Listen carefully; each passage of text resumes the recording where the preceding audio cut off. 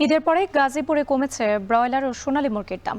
তবে এখনও চড়া দেশি ও লেয়ার মুরগির দাম। এ নিয়ে আলোচনাতে গাজীপুরের শফিউদ্দিন বাজার থেকে যুক্ত হয়েছেন ইফতেখার রায়হান। ইফতেখার, মুরগির দাম কেজি প্রতি কত টাকা কমেছে?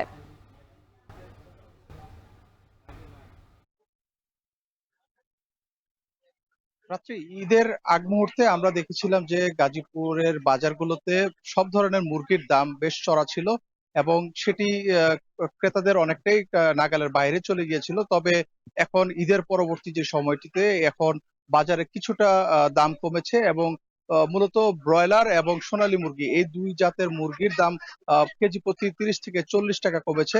তবে অপরিবর্তিত দামে বিক্রি হচ্ছে লেয়ার এবং দেশি মুরগির দাম।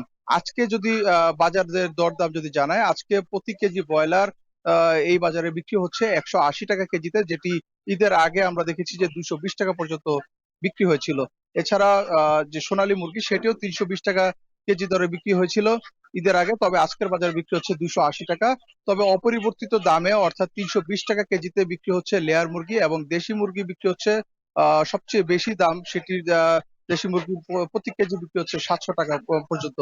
এবং আমরা ক্রেতাদের সাথে কথা বলেছিলাম, তারা যেটি বলছেন যে দাম ব্রয়লার মুরগির দাম কিছুটা কমেছে, তবে অন্যান্য মুরগির দামও তারা চাইছেন যেন কিছুটা কমে আসে। তবে বিক্রেতারা যেটি বলছেন যে ঈদের সময় যে পরিমাণ চাহিদা ছিল সেই পরিমাণ চাহিদা কিন্তু ক্রেতাদের এখন মুরগির প্রতি নেই, যে কারণে কিছুটা সবজি কিংবা অন্যান্য যে নিত্য প্রয়োজনীয় দ্রব্য সেগুলোর প্রতি ক্রেতাদের ঝোঁক বেশি, যে কারণে মুরগির দাম কিছুটা কমে এসেছে বলে তারা জানিয়েছেন। অপরদিকে ডিমের বাজারও কিছু কিন্তু স্বস্তি রয়েছে।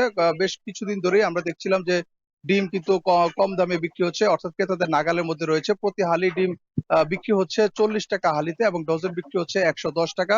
এবং হাঁসের মুরগি সেটি বিক্রি হচ্ছে 60 টাকা হালিতে।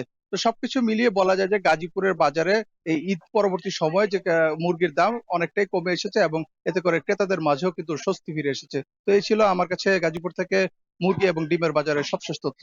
রাত্রি। গাজীপুরের মুরগির বাজার থেকে যুক্ত ছিলেন ইফতেখার রায়হান।